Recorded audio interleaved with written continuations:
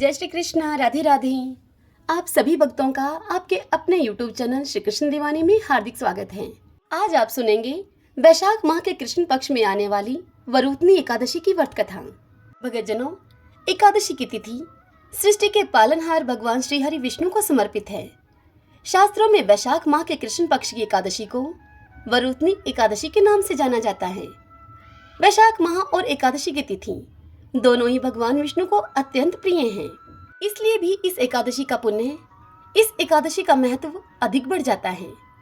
इस बार यह पुण्यदायी एकादशी अर्थात वरुथनी एकादशी 4 मई को है। इस दिन साधक जीवन में सुख और शांति के लिए भगवान विष्णु के संग माता लक्ष्मी की पूजा करते हैं और व्रत भी रखते हैं। मान्यता ऐसी है कि एकादशी के दिन ऐसा करने से भक्तों की सभी मनोकामनाएं पूर्ण होती हैं। पद्म पुराण के अनुसार वरुथनी एकादशी का व्रत करने से मनुष्य सभी पापों से मुक्त होकर विष्णु लोक में प्रतिष्ठित होता है। मान्यता है कि जितना पुण्य कन्यादान और अनेक वर्षों तक तपस्या करने पर मिलता है, उतना ही पुण्य वरुथनी एकादशी का व्रत करने मात्र से मिल जाता है। इतना ही नहीं, वरुथनी एकादशी का व्रत करने वाला साधक विद्यादान का भी फल प्राप्त कर लेता है। यह एकादशी सौभाग्य को देने वाली, सभी पापों का नाश करने वाली, अंत समय में मोक्ष को देने वाली, दरिद्रता का नाश करने वाली और कष्टों से मुक्ति दिलाने वाली मानी गई है। वरुथनी एकादशी का यह व्रत 4 मई को किया जाएगा। दिन शनिवार रहेगा।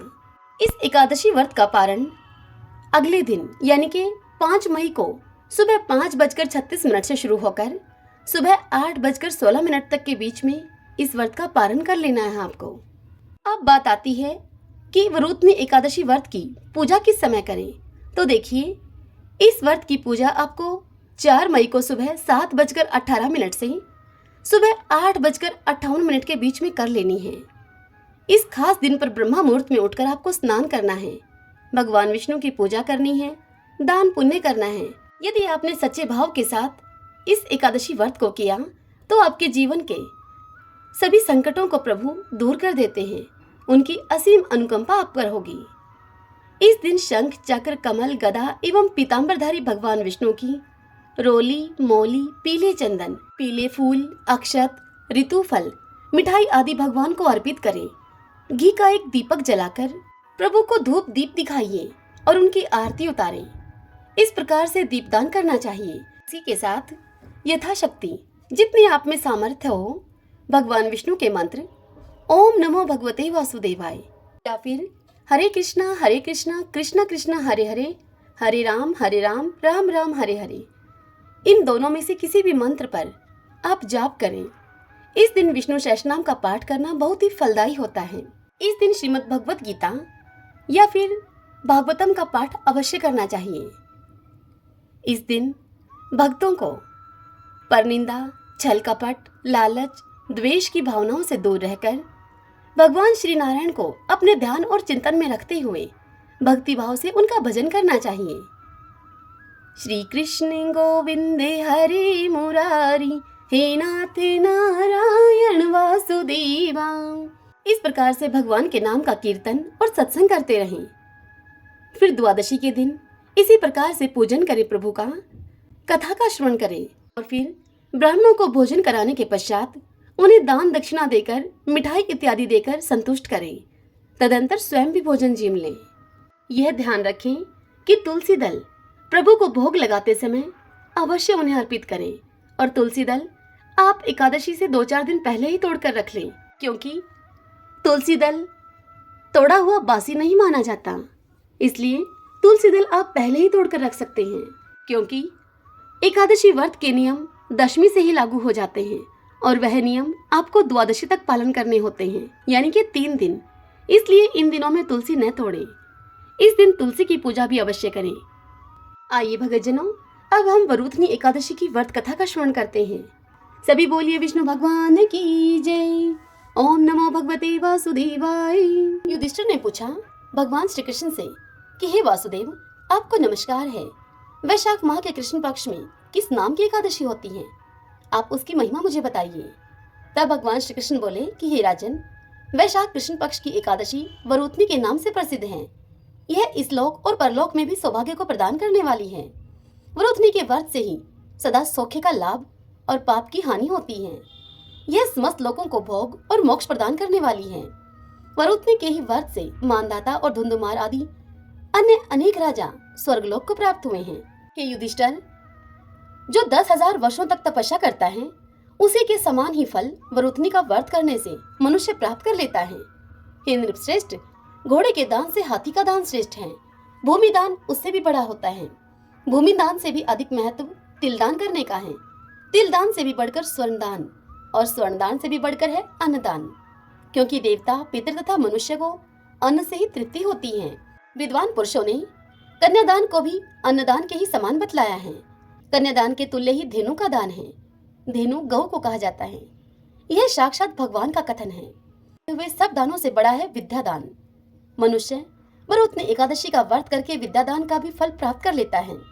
जो लोग पाप से मोहित होकर कन्या के धन से जीविका चलाते हैं, वे पुण्य का क्षय होने पर यातनामय नरक में जाकर गिरते हैं। अतः सर्वथा प्रतन पूर्वक कन्या के धन से बचना चाहिए। उसे अपने काम में नहीं लाना चाहिए। जो अपनी शक्ति के अनुसार आभूषणों से विभूषित करके पवित्र भाव से कन्या का दान करता है, उसके पुण्य की संख्या बताने में, उसके पुण्य को बताने में तो चित्रगुप्त जी भी असमर्थ हैं। वरुथनी एकादशी करके भी मनुष्य उसी के समान फल प्राप्त करता है। व्रत करने वाला वैष्णव पुरुष दशमी तिथि को कांस, उड़द, कांस का मतलब है कांसे के बर्तन में भोजन करना, उड़द, मसूर, चना, कोदो, शाक, मधु, दूसरे का अन्न 2 बार भोजन करना तथा मथुन करना, इन 10 वस्तुओं का परित्याग कर दें। एकादशी को जुआ खेलना, नींद लेना, पान खाना, दातुन करना, दूसरों की निंदा करना, चुगली करना, चोरी, हिंसा, मथुन, क्रोध और असत्य भाषण, इन 11 बातों को त्याग देना चाहिए। द्वादशी को कांसे के बर्तन में खाना, उड़द, शराब, मधु, तेल, पतितों से वार्तालाप अर्थात दुराचारियों से बातचीत करना निषेध है। व्यायाम, परदेश गमन, 2 बार भोजन करना, मथुन करना, बैल की पीठ पर सवारी करना और मसूर की दाल खाना, इन 12 वस्तुओं का त्याग कर दें। हे राजन, इस विधि से वरुथनी एकादशी की जाती है। रात को जागरण करके जो भगवान मधुसूदन का पूजन करते हैं, वे सब पापों से मुक्त होकर परम गति को प्राप्त होते हैं। अतः पाप भीरु मनुष्यों को पूर्ण प्रतन करके इस एकादशी का व्रत करना चाहिए। यमराज से डरने वाला मनुष्य अवश्य वरुथनी का व्रत करे। हे राजन, इस कथा को पढ़ने और सुनने से सहस्त्र गौदान का फल मिलता है और मनुष्य सभी पापों से मुक्त होकर विष्णु लोक में प्रतिष्ठित होता है। ओम नमो भगवते वासुदेवाय। श्री राधा कृष्णाभ्याम नमो नमः। सूत जी मुनियों से बोले कि हे विप्रवरों, अब आप एकादशी व्रत का महात्म्य सुनिए। एकादशी का व्रत मोक्ष प्रदाता है। एकादशी चाहे शुक्ल पक्ष की हो या फिर कृष्ण पक्ष की, उस दिन अन्न नहीं खाना चाहिए। जो एकादशी को अन्न खाता है वह अपना जीवन नष्ट करता है। एकादशी व्रत के इच्छुक को चाहिए कि दसवीं और द्वादशी को भी एक ही समय भोजन करे। एकादशी व्रत का महात्म्य जानने की इच्छा एक बार राजा पृथु ने नारद जी से प्रकट की। तब नारद जी ने राजा पृथु को जो कुछ बताया वही मैं तुम्हें बताता हूँ। नारद जी राजा पृथु से बोले कि हे राजन, गंगा के समान कोई तीर्थ नहीं, माता के समान कोई गुरु नहीं, विष्णु के समान कोई देव नहीं और अन्न न खाने के समान कोई तपस्या नहीं, शांति के समान संसार में कोई सुख नहीं, सत्य के समान कोई ज्योति नहीं और कार्तिक के समान मास नहीं है। ज्ञान से बड़ा कोई लाभ नहीं और एकादशी के समान दूसरा अन्य कोई व्रत नहीं। व्रत करने वाले को चाहिए कि प्रातः काल उठकर भगवान का पूजन करें, पुराणों की कथा सुने और रात्रि में जागरण करें। अब आप इस संबंध में एक प्राचीन कथा है, वह कहता हूँ, उसे सुनिए। हे राजन, नर्मदा नदी के तट पर गालो मुनि का एक बड़ा ही शोभायुक्त और मनोरम आश्रम था। उनका पुत्र भद्रशील भगवान विष्णु का परम भक्त था।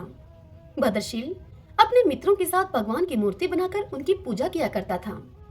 उसके मित्र भी भगवान की पूजा करते थे। तत्पश्चात वह उन्हें उपदेश देता था कि वे एकादशी का व्रत भी करें। अपने पुत्र के उस चरित्र को देखकर एक बार गालो मुनि ने उससे स्नेहपूर्वक पूछा कि हे पुत्र, तुम हर समय भगवान विष्णु की पूजा अर्चना में लगे रहते हो तथा दूसरों को भी इसके लिए तुम प्रेरित करते हो। यह उपदेश तुम्हें किसने दिया? यह सुनकर भद्रशील ने सर्वप्रथम अपने पिता को नमन किया और फिर श्रद्धायुक्त होकर उससे कहा कि हे पिताश्री, मैं आपको अपने पूर्वजन्म का वृत्तांत बताता हूँ। मैं पूर्वजन्म में चंद्रवंश में धर्मकीर्ति नामक एक राजा था। मैंने दत्तात्रेय जी से शिक्षा ली थी। उस जन्म में मैंने 1000 वर्षों तक शासन किया, किंतु जीवन के उत्तरार्ध में दुर्भाग्यवश मैं बुरी संगत में पड़ गया। वेद मार्ग को छोड़कर मैं पाखंड के मार्ग पर चल पड़ा। जब मेरा आचरण बिगड़ा तो मेरी प्रजा का आचरण बिगड़ते भी देर न लगी। एक दिन की बात है, मैं शिकार खेलने के लिए वन में चला गया। उस दिन मैं भूखा प्यासा ही रहा। घूमते घूमते मैं नर्मदा नदी के तट पर आ पहुंचा। संयोगवश उस दिन एकादशी की तिथि थी। वहां अनेक वैष्णव भक्त भगवान का कीर्तन कर रहे थे। मैं भूखा प्यासा वहीं पर पड़ा रहा और रात्रि भर उनका कीर्तन सुनता रहा, क्योंकि भूख के कारण मुझे नींद तो आ न रही थी। इधर प्रातः होने पर उनका कीर्तन समाप्त हुआ और उधर मेरे प्राण निकल गए। यमदूत मुझे लेकर अब चित्रगुप्त जी के पास जा पहुंचे। चित्रगुप्त ने कहा कि मैंने बहुत सारे पाप किए हैं, किंतु एकादशी के व्रत के बाद चूंकि मेरे प्राण निकले हैं, इस कारण से मैं सभी पापों से मुक्त हो गया हूँ। यह सुनते ही स्वयं यमराज ने मुझे प्रणाम किया और फिर अपने दूतों को बताया कि एकादशी का व्रत करते हुए जिसके भी प्राण निकले हों, वह मनुष्य स्वर्ग का अधिकारी होता है। जो कोई अनजाने में भी एकादशी का व्रत करता है, उसके सभी पाप नष्ट हो जाते हैं। इसके बाद हे पिताश्री, मुझे एक सुंदर विमान में बैठाकर स्वर्ग भेज दिया गया। उसके बाद हजारों वर्षों तक इंद्रलोक और विष्णुलोक में निवास करने के बाद अब मैंने आपके यहाँ जन्म लिया है। नारद जी इतनी कथा सुनाकर राजा पृथु से कहते हैं कि हे राजन, एकादशी व्रत की महिमा तो अपार है। जो भी श्रद्धा भक्ति से इस कथा को पढ़ता है अथवा सुनता है, उसके समस्त पाप नष्ट हो जाते हैं और सब सुख भोग कर वह अंत काल में वैकुंठ का अधिकारी होता है। श्रीमन नारायण नारायण नारायण, श्रीमन नारायण नारायण नारायण। प्राचीन काल में एक लड़की का जन्म राक्षस कुल में हुआ, जिसका नाम वृंदा था। दैत्यराज कालनेमी जैसे राक्षस परिवार में पैदा होने के बाद भी वृंदा भगवान विष्णु की पूजा किया करती थी। जब वृंदा बड़ी हुई तो उसकी शादी जालंधर नामक दैत्य से हो गई। जालंधर काफी शक्तिशाली राक्षस था, जिसका जन्म भगवान शिव के तेज के कारण समुद्र से हुआ था। बलवान होने के कारण जालंधर को दैत्यों का राजा बनाया गया। वृंदा से शादी करने के बाद जालंधर की शक्ति और पराक्रम बढ़ता ही गया। उसे किसी भी तरह से हराना मुश्किल था। जालंधर के बढ़ते अहंकार और आतंक से सभी देवता परेशान थे।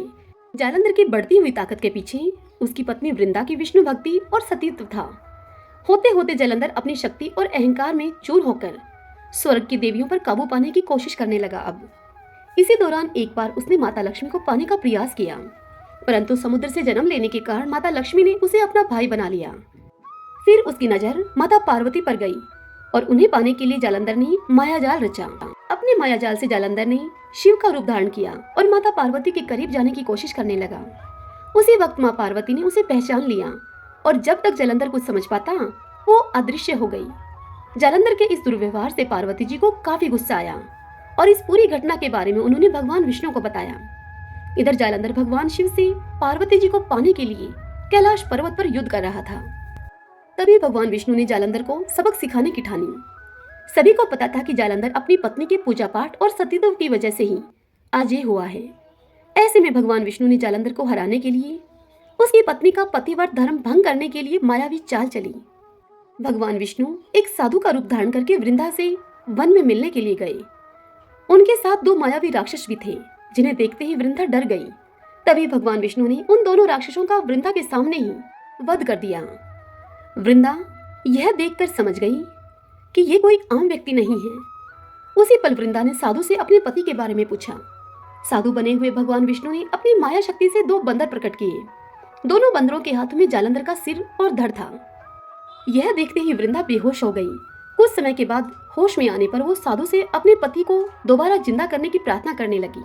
वृंदा की विनती सुनकर उसकी आंखों के सामने ही साधु ने अपनी माया से जालंधर के कटे हुए शरीर के हिस्सों को जोड़ दिया और स्वयं उस शरीर में समा गए। वृंदा को जरा सा भी अंदाजा नहीं था कि उसके साथ ऐसा छल किया गया है। जालंधर का रूप धारण किए हुए विष्णु जी को वृंदा अपना पति समझकर रहने लगी।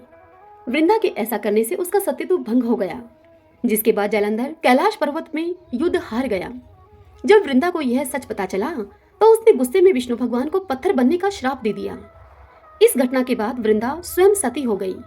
जिस स्थान पर वह भस्म हुई वहां तुलसी का पौधा प्रकट हुआ।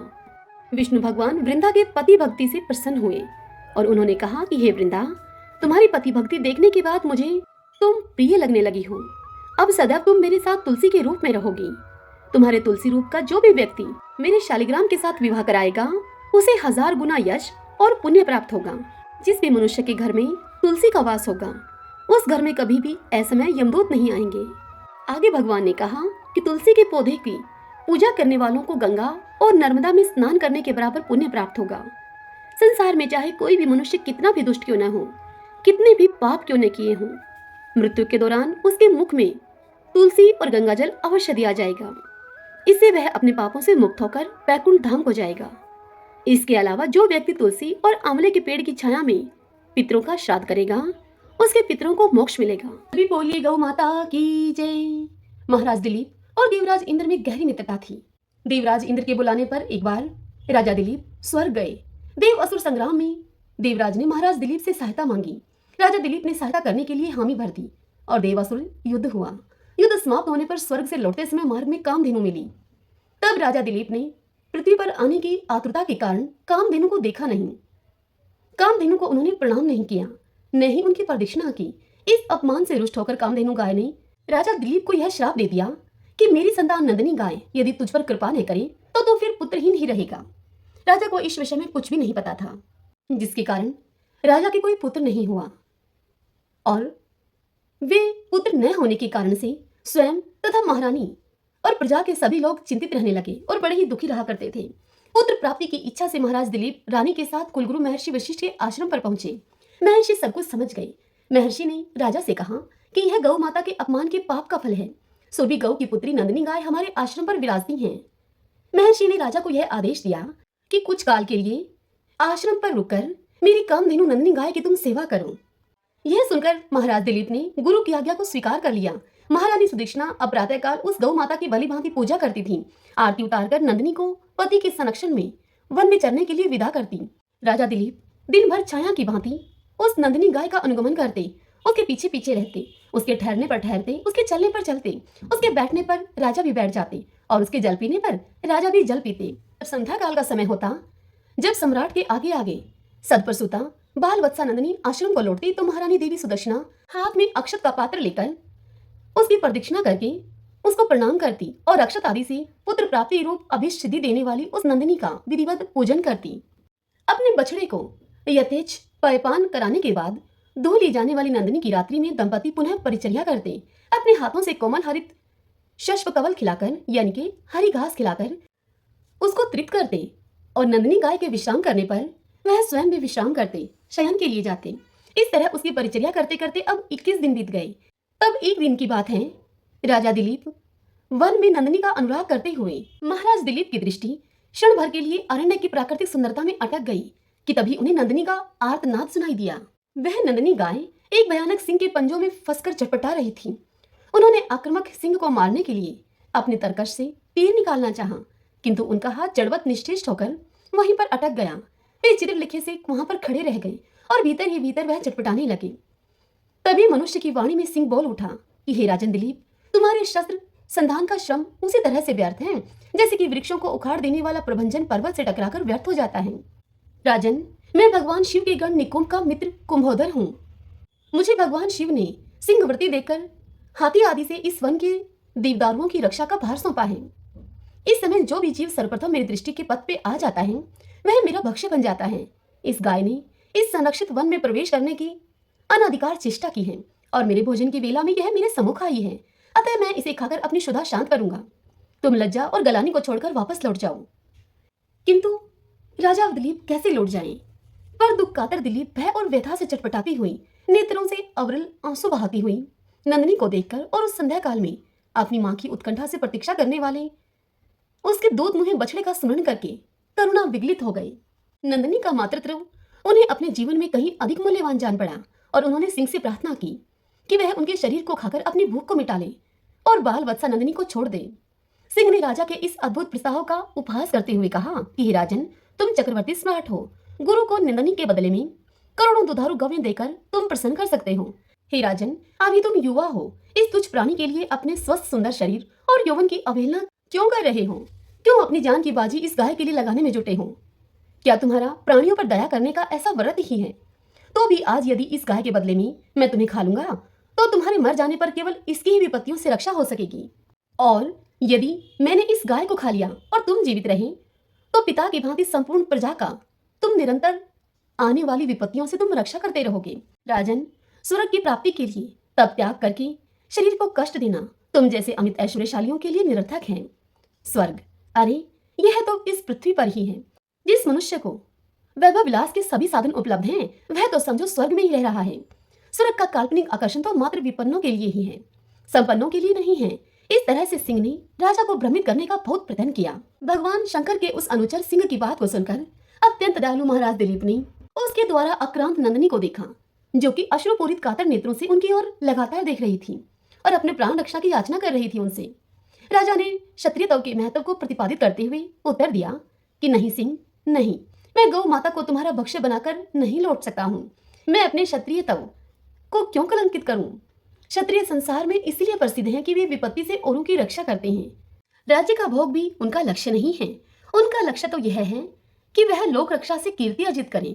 निंदा से मलिन प्राणों और राज्य को तो वे तुच्छ वस्तुओं की भांति त्याग देते हैं। इसलिए हे सिंह, तुम मेरे इस शरीर की चिंता मत करो, इस पर दयालुता न दिखाओ। मेरे भौतिक शरीर को खाकर तुम उसकी रक्षा करो, क्योंकि यह शरीर तो नश्वर है, मरना धर्मा है। इसलिए इस पर हम जैसे विचारशील पुरुषों की ममता नहीं होती। हम तो मात्र इस शरीर के पोषक हैं। मेरा यह मांस का शरीर न भी रहेगा, परंतु गौ रक्षा से मेरा यश शरीर सुरक्षित रहेगा। संसार यही कहेगा कि गौ माता की रक्षा के लिए एक सूर्यवंशी राजा ने अपने प्राणों की आहुति दे दी। एक चक्रवर्ती सम्राट के प्राणों से भी अधिक मूल्यवान एक गाय है। राजा दिलीप की समग्र बात सुनकर सिंह ने कहा, हे राजन, अगर आप अपना शरीर मेरा आहार बनाना ही चाहते हैं तो ठीक है।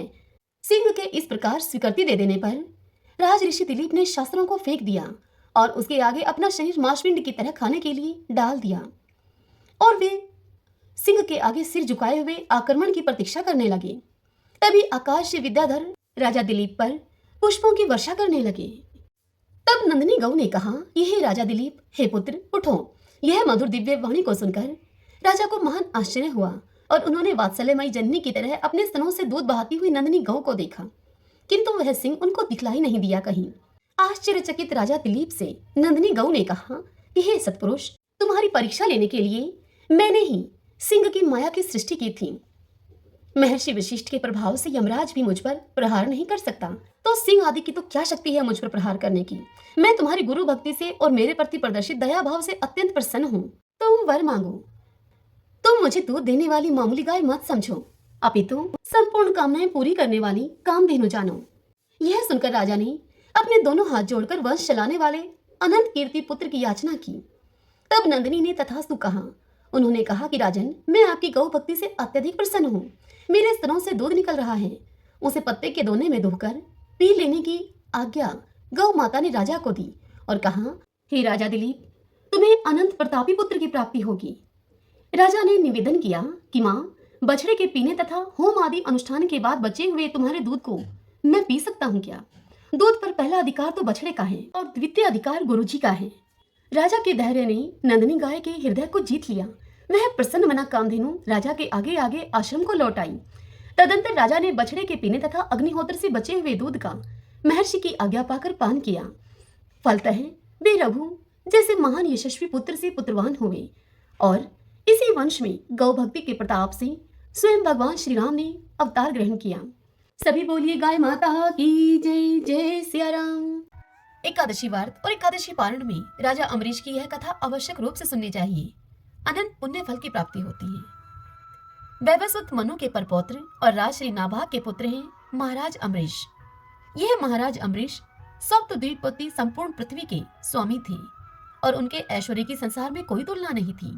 कोई दरिद्र मनुष्य भोगों के अभाव में वैराग्यवान बन जाए तो यह तो सरल है, किंतु धन दौलत के होने पर विलास भोग की पूरी सामग्री प्राप्त रहते हुए वैराग्यवान होना, विषयों से दूर रहना महापुरुषों के ही बस की बात है और यह भगवान की कृपा से ही होता है। थोड़ी संपत्ति और साधारण अधिकार भी मनुष्य को घमंडी बना देते हैं, किंतु जो भाग्यवान ऐशरण या फिर शरण दीनबंधु भगवान के चरणों का आश्रय ले लेते हैं, जो उन मायापति श्री हरि की रूप माधुरी का सुधा स्वाद पा लेते हैं, माया की मादकता उन्हें रूखी लगती है, मोहन की मोहिनी जिनके प्राण मोहित कर लेती है, माया का ओछापन उन्हें लुभाने में असमर्थ हो जाता है, वे तो जल में कमल की भांति संपत्ति और ऐश्वर्य के मध्य भी निर्लिप्त ही रहते हैं। वैवस्वत मनु के परपौत्र और राज ऋषि नाभाग के पुत्र अम्बरीश को अपना ऐश्वर्य स्वपन के समान असत जान पड़ता था। वे जानते थे कि संपत्ति मिलने से यह मोह होता है और बुद्धि मारी जाती है। भगवान वासुदेव के भक्तों को पूरा विश्व ही मिट्टी के ढेलों सा लगता है। विश्व में तथा उसके भोगों में नितांत अनासक्त अम्बरीश जी ने अपना सारा जीवन परमात्मा के पावन पाद पद्मों में ही लगा दिया था। जैसा राजा वैसे प्रजा। महाराज अम्बरीश के प्रजाजन, राज कर्मचारी सभी लोग भगवान के पवित्र चरित्र सुनने, भगवान के नाम गुण का कीर्तन करने में और भगवान के पूजन ध्यान में ही अपना समय लगाते थे। भक्तवत्सल भगवान ने देखा कि मेरे ये भक्त ये तो मेरे चिंतन में ही लगे रहते हैं, तो भक्तों के योगक्षेम की रक्षा करने वाले प्रभु ने अपने सुदर्शन चक्र को अम्बरीश तथा उनके राज्य की रक्षा में नियुक्त कर दिया। जब मनुष्य अपना सब भार उन सर्वेश्वर उन भगवान पर छोड़कर उनका हो जाता है, तब वे दयामय उसके योगक्षेम का दायित्व अपने ऊपर लेकर उसे सर्वदा निश्चिंत कर देते हैं। सुदर्शन चक्र अम्बरीश के द्वार पर रहकर राज्य की रक्षा करने लगा। अब राजा अम्बरीश ने एक बार अपनी पत्नी के साथ श्री कृष्ण को प्रसन्न करने के लिए वर्ष की सभी एकादशियों के व्रत का नियम किया। वर्ष पूरा होने पर पारण के दिन उन्होंने धूमधाम से भगवान की पूजा की, ब्राह्मणों को गौदान किया। यह सब करके जब वे अपने व्रत का पारण करने जा रहे थे, तभी वहां पर महर्षि दुर्वासा अपने शिष्यों के सहित पधारे। राजा ने उन सबका सत्कार किया और उनसे भोजन करने की प्रार्थना की। दुर्वासा मुनि ने राजा की प्रार्थना को स्वीकार कर लिया और स्नान करने के लिए वे यमुना तट पर चले गए। द्वादशी केवल अभी एक घड़ी ही शेष थी। द्वादशी में एकादशी व्रत का पारण न करने से व्रत भंग होता है। उधर दुर्वासा जी आएंगे कब, यह कुछ पता नहीं था। अतिथि से पहले भोजन करना अनुचित था। ब्राह्मणों से व्यवस्था लेकर राजा ने भगवान के चरणोदक को लेकर अपने व्रत का पारण कर लिया और फिर वे व्रत का पारण करने के लिए भोजन करने के लिए ऋषि की प्रतीक्षा करने लगे। दुर्वासा जी ने स्नान करके लौटते ही तपोबल से राजा के पारण करने की बात को जान लिया। वे अत्यंत क्रोधित हुए कि मेरे भोजन करने से पहले ही इसने क्यों पारण किया। उन्होंने मस्तक से एक जटा उखाड़ ली और उस जटा को जोर से पृथ्वी पर पटक दिया। उससे कालाग्नि के समान कृता नाम की एक भयानक राक्षसी निकली। वह राक्षसी तलवार लेकर राजा को अब मारने के लिए दौड़ी। राजा ज्यों के त्यों खड़े रहे, उन्हें तनिक भी भय नहीं लगा। सर्वत्र सब रूपों में भगवान ही है। यह देखने वाला भगवान का भक्त भला कहीं अपने ही दयामयी स्वामी से डर सकता है क्या। राजा अम्बरीश को तो कृत्या भी भगवान का ही रूप दिखी, परंतु भगवान का सुदर्शन चक्र तो भगवान की आज्ञा से पहले से ही राजा की रक्षा में नियुक्त था। उसने पलक मारते ही कृत्या को भस्म कर दिया। फिर दुर्वासा की भी खबर लेने के लिए उसकी ओर दौड़ा। अपनी कृत्या को इस प्रकार नष्ट होते और ज्वालामय कराल चक्र को अपनी ओर आते हुए देखकर दुर्वासा जी अपने प्राण लेकर भागे। वे दशों दिशाओं में, पर्वत की गुफाओं में, समुद्र में, जहां जहां छिपने के लिए गए, चक्र वहीं उनका पीछा करता गया। आकाश पाताल में वे सब कहीं गए। इंद्र आदि लोकपाल तो उन्हें क्या शरण देते। स्वयं ब्रह्मा जी और शंकर जी ने भी उनको कोई आश्रय नहीं दिया। दया करके शिव जी ने उनको भगवान के पास ही जाने के लिए कहा। अंत में दुर्वासा जी बैकुंठ लोक गए और वे भगवान विष्णु के चरणों पर गिर पड़े। दुर्वासा ने भगवान विष्णु से कहा कि हे प्रभु, आपका नाम लेने से नारकीय जीव नरक से भी छुट जाते हैं, अतः आप मेरी रक्षा करें। मैंने आपके प्रभाव को न जानकर आपके भक्त का अपराध किया है, इसलिए आप मुझे क्षमा करें। भगवान अपनी छाती पर भृगु की लात तो सह सकते हैं, अपने प्रति किया गया अपराध वे कभी मन में ही नहीं लेते, पर भक्त के प्रति किया गया अपराध वे कभी क्षमा नहीं कर सकते। प्रभु ने यह सुनकर कहा कि हे महर्षि, मैं स्वतंत्र नहीं हूँ, मैं तो मेरे भक्तों के पराधीन हूँ। साधु भक्तों ने मेरे हृदय को जीत लिया है। साधुजन मेरे हृदय हैं और मैं उनका हृदय हूँ। मुझे छोड़कर वे और कुछ नहीं जानते, और उनको छोड़कर मैं भी लक्ष्मी जी की जिनकी एकमात्र गति मैं ही हूँ, मैं उन्हें भी नहीं चाहता। जो भक्त स्त्री पुत्र घर परिवार धन प्राण इहलोक और परलोक सभी कुछ त्याग कर मेरी शरण आया है, भला मैं उसे कैसे छोड़ सकता हूँ। जिस प्रकार पतिव्रता स्त्री अपने पति को अपनी सेवा से वश में कर लेती है, वैसे ही समदर्शी भगत जन मुझ में चित्त लगाकर मुझे भी अपने वश में कर लेते हैं। नश्वर स्वर्ग आदि की तो बात ही क्या है, मेरे भक्त मेरी सेवा के आगे मुक्ति को भी स्वीकार नहीं करते। मेरे ऐसे भक्तों के मैं सर्वथा अधीन हूँ। इसलिए हे ऋषिवर, आप उन महाभाग नाभाग तन्य अर्थात नाभाग के पुत्र के पास जाएं, वहीं आपको शांति मिलेगी। इधर राजा अम्बरीश बहुत ही चिंतित थे। उन्हें लगता था कि मेरे ही कारण दुर्वासा जी को मृत्यु के भय से ग्रस्त होकर भूखे ही भागना पड़ा है। ऐसी अवस्था में मेरे लिए भोजन करना कदापि उचित नहीं है, इसलिए वे केवल जल पीकर ऋषि के लौटने की पूरे 1 वर्ष तक प्रतीक्षा करते रहे। वर्ष भर के बाद दुर्वासा जी जैसे वहाँ से भागे थे, ठीक वैसे ही भयभीत और दौड़ते हुए वहाँ पर आई और उन्होंने राजा का पैर पकड़ लिया। ब्राह्मण के द्वारा पैर पकड़े जाने से राजा को बड़ा संकोच हुआ। उन्होंने स्तुति करके सुदर्शन चक्र को शांत किया। महर्षि दुर्वासा मृत्यु के भय से छूटे। सुदर्शन का अत्युग्र ताप जो कि उन्हें जला रहा था, अब वह ताप शांत हुआ। अब प्रसन्न होकर वे कहने लगे कि आज मैंने भगवान के दासों का महत्व देख लिया। हे राजन, मैंने तुम्हारा इतना अपराध किया था, पर तुम मेरा कल्याण ही चाहते हो। जिन प्रभु का नाम लेने से ही जीव समस्त पापों से छूट जाता है, उन तीर्थपाद श्रीहरि के भक्तों के लिए कुछ भी कार्य शेष नहीं रह जाता। हे राजन, तुम बड़े दयालु हो। मेरा अपराध न देखकर तुमने मेरी प्राण रक्षा की। अम्बरीश के मन में ऋषि के वाक्यों से कोई अभिमान नहीं आया। उन्होंने इसको भगवान की कृपा ही समझा। महर्षि के चरणों में प्रणाम करके बड़े आदर भाव से राजा ने उन्हें भोजन करवाया। उनके भोजन करके चले जाने पर 1 वर्ष के बाद उन्होंने वह पवित्र अन्न प्रसाद रूप से लिया। बहुत काल तक परमात्मा में अपने मन को लगाकर प्रजा पालन करने के बाद अम्बरीश जी ने अपने पुत्र को वह राज्य सौंप दिया और भगवान वासुदेव में अपने मन को लगाकर वे वन में चले गए। वहां भजन तथा तप करते हुए उन्होंने भगवान को प्राप्त कर लिया। श्रीमन नारायण नारायण हरि हरि, भजमन नारायण नारायण हरि हरि। अब हम श्री विष्णु सहस्रनाम स्तोत्र का पाठ करेंगे। यस्य स्मरण मात्रेण जन्म संसार बंधनात् विमुच्यते, नमस्तस्मै विष्णवे प्रभ विष्णवे, नमः समस्त भूतानामादि भूताय भूभृते, अनेक रूपे रूपाय विष्णवे प्रभ विष्णवे। ओम विश्वं विष्णुः वषट्कारो भूत भव्य भवत् प्रभुः, भूतकृत भूतभृत भावो भूतात्मा भूत भावने, भूतात्मा परमात्मा च मुक्तानां परमागतिः, अव्यय पुरुष साक्षी क्षेत्रज्ञो अक्षर एव च, योगो योग विद्यां नीता प्रधान पुरुषेश्वर है, नारसिंह वपु है, श्रीमान केशव पुरुषोत्तम है, सर्वः सर्व शिव स्थाणु भूतादि निर्भय है, संभव भावनो भ्रता प्रभु प्रभु ईश्वर है, स्वयंभू है शंभुरादित्य पुष्कराक्षो महासुन है, अनादि नित्नो दाता विद्याता धातुरुत्तम है, अपरमेयो हर्षिकेश पदम नाभो अमर प्रभु है, विश्वकर्मा मनुस्त्वष्टा सत्विष्टो सत्विरो ध्रुव है, आग्रह है शाश्वत कृष्ण लोहिताक्ष प्रदर्दन है, प्रभुता त्रिकुब्धाम पवित्रम मंगलम परम, ईशान्य प्राणदय प्राण ज्येष्ठ शेष प्रजापति है, हिरण्यगर्भ भूगर्भ माधवो मधुसूदन है, ईश्वरो विक्रमी धनवी मेधावी विक्रम कर्म है, अनुत्तमो दुरादर्श कर्तक कर्तिरात्मवान है, सुरेश शरणम शरम विश्वरीता प्रजा भवः, अह संवत्सरो व्याल है प्रत्यय सर्वदर्शन है, अजय है सर्वेश्वर सिद्ध सिद्धि सर्वादिरच्युत है,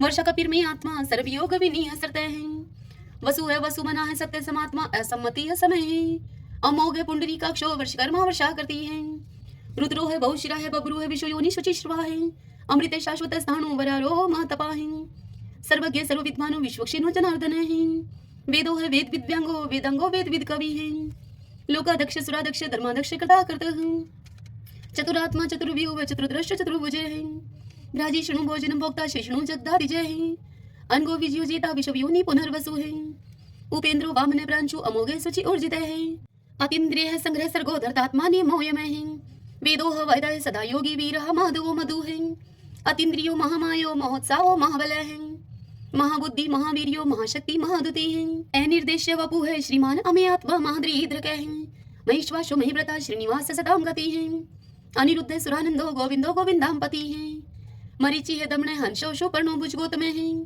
हिरणाभ सूतपा पदम नाभ प्रजापति है, अमृत्यु है सर्वद्रक है सिंह संदाता संधिमान स्त्र है, अजो है दुर्मुष्ण शास्ता विश्वतात्मा सुरारिया है, गुरु है गुरुतमो धामो सत्य सत्य पराक्रम है, निमिष है अनिमिष है सत्रगवि वाचस्पति रुधारदी है, अग्रणी है ग्रामणी है श्रीमान न्याय नेता समीरण है, शस्त्र मूर्धा विश्वात्मा शस्त्राक्ष शस्त्रपात, आवर्तनो निर्वतात्मा संवर्त संपरमर्दन है, अह संवर्तको वहनीय अनिलो धरणीधर है, सुप्रसाद प्रश्नात्मा विश्वदरक विश्व बुक विभु है, सत्कृता सत्कृत है साधु जहनो नारायणो नर है, असंख्यो अपरमे आत्मा विशिष्ट शिष्ट सूचि है, सिद्धार्थ है सिद्धि संकल्प है सिद्धि दय सिद्धि साधन है, वर्षाई वर्ष वो विष्णु वर्ष पर वर्षोदर है, वर्धनो वर्धमान है विविक्त श्रुति सागर है, सुभजो दुर्धरो वाग्मी महेंद्रो वसुधो वसु है, नेक रूप व्रत रूप है सिप विष्टि प्रकाश ने है, ओजस्ते जो दूती दर प्रकाशात्मा प्रताप ने है, रिद्ध स्पष्ट अक्षरो मंत्र चंद्राशु भास्कर दुती है, अमृतम शुद्ध भानु शशबिंदु सुरेश्वर है, औषधम जगत सेतु सत्य धर्म पराक्रम है, भूत भव्य भवनाथ है पवने पावनो अनल है, कामः कामकृत्कान्तः कामः कामप्रदः प्रभुः युगादिकृत युगावर्तो नेकमायो महाशनः अदृश्य अव्यक्त रूपः शस्त्रजित अनन्तजितः इष्टो अवशिष्ट शिष्टेष्ट शिखण्डी नवशो वृषः क्रोधः क्रोधकृत्कर्ता विश्वबाहु महीधरः अच्युतः प्रतितः प्राणः प्राणदो वासवानुजः अपां निदिर्दिष्टानं परमतः प्रतिष्ठितः स्कन्दः स्कन्दरो तुर्यो वर्धो वायु वाहनः वासुदेव ब्रतभानु आदिदेव पुरन्दरः अशोकः सारणः सारः शूरः शौरी जनेश्वरः अनुकूल शतावर्तः पद्मी पदम निवेक्षणः पद्मनाभो अरविन्दाक्ष पदम गर्भः शरीरभृतः महदीर्दो वरदात्मा मोक्षो गरुडो दुजः अतुल्य शर्वो भीमः सम्यगो हविहरिः सर्वलक्षण लक्षणयो लक्ष्मीवान् समिन्तजः वीक्षरो रोहितो मार्गो हेतु दामोदर सह महीधरे महाभागो वेगवान् मिताशनः उद्भव शोभनो देव श्रीगर्भः परमेश्वरः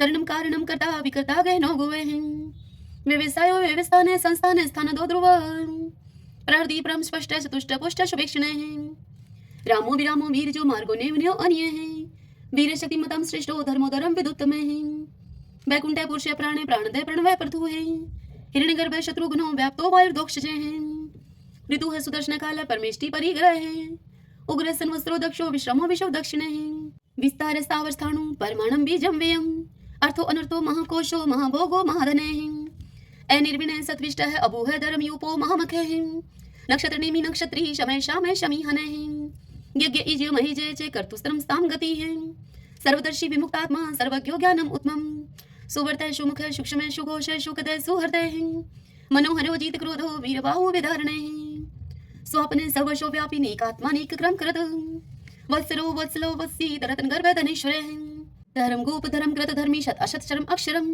अविज्ञाता शस्त्रांशो विधाता कृत लक्षणः गपस्तीने मी सत्वस्त सिंहो भूत महेश्वरः आदिदेवो महादेवो देवशो देव भृत गुरुः उत्तरो गोपतिर्गुप्ता ज्ञानगम्य पुरातनः शरीर भूत भृत भुक्ता कपीन्द्रो पुरी दक्षिणः सोमपो अमृतपः सोमः पुरुषित पुरुषोत्तमः विनियुजे सत्यचंदो दाशर्य सत्वतां पतिः जीवो अविनिता साक्षी मुकुंदो अमित विक्रमः अंबो निदिर्णन्तात्मा मोददिशयो अनन्तकः अजय है महारे स्वभाव जिता मित्र प्रमोदनः आनंदो नंदनो नंद सत्यधर्मा त्रिविक्रमः महर्षि कपिलाचार्य कर्तघमेदनी पतिः त्रिपद त्रिदशा अध्यक्षो माष्ट्रं कृतांत कृतः महावराहो गोविंद शुषेण कनकांगदी गुह गभीरो गहनो गुप्त चक्र गदाधरः वेदाः स्वंगो अजितः कृष्णो दृढ़ संकर्षण अच्युतः वर्णो वारुणो वृक्ष पुष्कराक्षो महामनाः भगवाने भगानंदी वनमाली हलायुधः आदित्यो ज्योतिरादित्य शैषणो गतिस्तमः शुधन्वा खंड परशु है दारुणो द्रविण प्रदः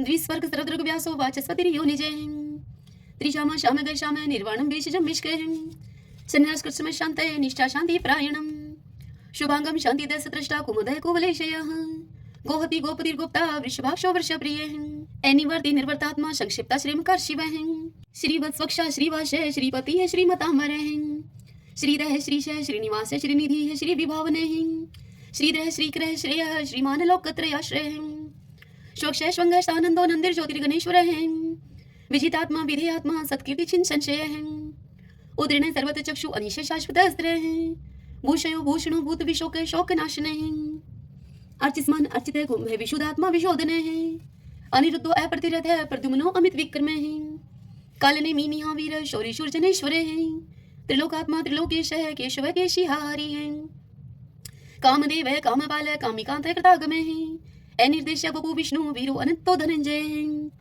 ब्राह्मणयो ब्रह्माग्रत ब्रह्मा ब्रह्म ब्रह्मा विवर्धनः ब्रह्माविद ब्राह्मणो ब्रह्मी ब्रह्माज्ञो ब्राह्मण प्रियः महाकर्मो महाकर्मा महातेजा महोरगः महाक्रतु महायज्वा महायगो महावीर सत्वय स्तोप्रिय स्तोत्रम स्तोतरण प्रियः पूर्णपुरिता पुण्य पुण्य कीर्ति अनामयः मनोजव तीरथ करो वसुरेता वसुप्रदः वसुप्रदो वासुदेवो वसुः वसुमनाहाविः सद्गति है सत्कृति है सत्ता सद्बुद्धि सत्यप्रायणः सूरसेनो यदुश्रेष्ठ सन्निवास स्वयामुनः भूतावासो वासुदेव सर्वासु निलयो अनिलः दृपः दृप्तो दृप्तो दुर्दुरो अपराजितः विश्वमूर्ति महामूर्ति दितमूर्ति अमूर्तिमान अनेक मूर्ति अव्यक्तः शतमूर्ति शताननः एकोनेक स्वः किमित् तत्पद अनुत्तमम् लोकबन्धु लोकनाथो माधवो भक्तवत्सलः स्वर्णवर्णो हेमांगो व्रांगचंदनांगदी वीरः विश्वशून्यो गर्ताशी अचलचलः एमानी मान दो मानो लोक स्वामी त्रिलोकद्रक सुनीता मेद जो धन्य सत्यमेधा धराधरः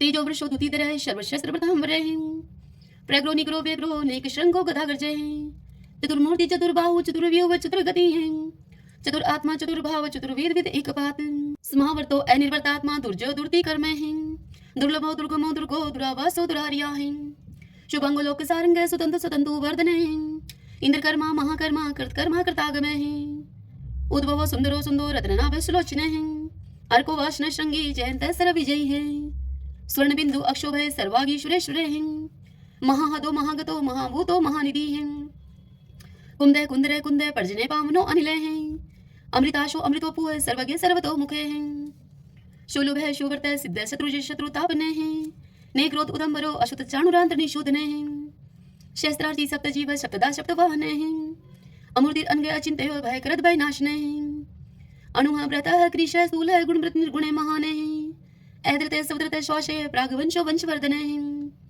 भारव्रत कथित योगी योगीश सर्व कामदे हैं आश्रम शर्मण श्याम सुपर्णो वायु वाहन हैं धनुर्धरो धनुर्वेदो दंडो दमिता दमय हैं अपराजित सर्वशहो नियता नियमो अयमय हैं सदोवान सात्विक सत सत धर्म प्रायण हैं अभिप्राय प्रियारो अर्ह प्रियकृत प्रतिवर्धन हैं विहाय सकति ज्योति है सुरुचि उद्भुग विभु है रवि विरोचन सूर्य है सविता रवि लोचने हैं अनंत हूत भूत भोक्ता सुख दोनिक जो अग्रज है अनिवृण सदामर्षि लोकधिष्ठानम अद्भुत हैं सनातन सनातन तमय कपिल है कबीर पे हैं स्वस्ति स्वस्ति कृत स्वस्ति स्वस्ति भुक स्वस्ति दक्षिणे हैं एरुद्र कुंडली चक्री विक्रम उच्च शासन हैं शब्दातिक शब्दशः शिशिर शर्वरी करे हैं अक्रूर पेशलो दक्षो दक्षिणे शमिनांबर है विदुत्मा विद्भय पुण्य शर्वण कीर्तन हैं उतारणो दुष्कृति पुनोदश पन्नाशने हैं वीर रक्षण संतो जीवन प्रिय वस्थित हैं अनंत रूप अनंत श्री जीवित वन्यो व्यापय चतुरस्रो गभीरात्मा विदिशो व्याधीशो दिशे अनादि पूर्व लक्ष्मी सुवीरो रुचिरांग दे जननो जन जन्मादि भीमो भीम पराक्रमे आधार नीलो ऐधाता पुष्पहाश प्रजागरे उद्रवगस पथाचार्य प्राणदय प्रणवय पणे परमाणम प्राण निल्य है प्राणव्रत प्राण जीवन है ततुम तत्विदेकात्मा जन्म मृत्यु जराति गए पूर्व स्वस्तरुस्तार सविता पर पितामह हैं यज्ञो यज्ञपति रजवा यज्ञांगो यज्ञ वाहन हैं यज्ञ व्रत यज्ञ कृत यज्ञ यज्ञ भुग यज्ञ साधने हैं यज्ञान कृत गुहाम अन्नम अन्नाद एव च आत्मयोनि समझातो बेखान साम गायन हैं देवकी नंदन सृष्टा शिक्षा पाप नाशने हैं शंख व्रत नंद की चक्री शारंग धर्मा कदाधर हैं रथांग पाणी अक्षोभ सर्वपर हरणायुधे सर्वपर हरणायुधे ओम नमः इति विष्णु भगवान की जय। आइए भगतजनों, अब हम श्री महालक्ष्मी की स्तुति करते हैं। महादेवी महालक्ष्मी नमस्ते तुम विष्णु प्रिय शक्तिदायी महालक्ष्मी नमस्ते दुख भंजनी श्रेय प्राप्ति निमित्ताय महालक्ष्मी नमामहं पतितो दधारिणी देवी नमामहं पुनः पुनः वेदां स्वाम संस्तुतिवन्ति हि शस्त्राणि च मुहुर्मुहुः देवं स्वाम प्रणवन्तः लक्ष्मी देवी नमस्तुते नमस्ते महालक्ष्मी नमस्ते भवभञ्जनी मुक्ति मुक्ति न लभ्यते महादेवी तुई कृपा विना सुख सौभाग्यं न प्राप्नोति पत्रलक्ष्मी न विद्यते न तत्फलं समाप्नोति महालक्ष्मी नमामहं देहि सौभाग्यम् आरोग्यं देहि मे परमं सुखं नमस्ते आदिशक्ति त्वं नमस्ते भीडभञ्जनी विदेहि देवी कल्याणं विदेहि परमां श्रियं विद्यावन्तं यशवन्तं लक्ष्मवन्तं जनं कुरु अचिन्त्य रूपचरिते सर्वशत्रु विनाशिनी नमस्ते तु महामाया सर्वसुख प्रदायिनी नमामयं महालक्ष्मी नमामयं सुरेश्वरी नमामयं जगधात्री नमामयं परमेश्वरी। लक्ष्मी माता की जय। ओम भगवती लक्ष्मी नमो नमः। अब हम 11 माता की आरती करते हैं। ओम जय एकादशी माता मैया जय एकादशी माता विष्णु पूजा व्रत को धारण कर शक्ति मुक्ति पाता। ओम जय एकादशी माता तेरे नाम गिनाऊं देवी भक्ति प्रदान करनी घन गौरव की देनी माता शास्त्रों में भरनी। ओम जय एकादशी माता मार्ग शीर्ष के कृष्ण पक्ष की विश्व तारिणी जनमी मैया विश्व तारिणी जनमी शुक्ल पक्ष में हुई मोक्षदा मुक्तिदाता बनी आई। ओम जय एकादशी माता पौष के कृष्ण पक्ष की सफला नामक है शुक्ल पक्ष में हुई पुत्रदा आनंद अधिक रहे। ओम जय एकादशी माता नाम षष्ठीला माघ मास में कृष्ण पक्ष आवे शुक्ल पक्ष में जया कावे विजय सदा पावे। ओम जय एकादशी माता विजया फागुन कृष्ण पक्ष में शुक्ला आमल की पाप मोचनी कृष्ण पक्ष में चैत्र महाबली की ओम जय एकादशी माता।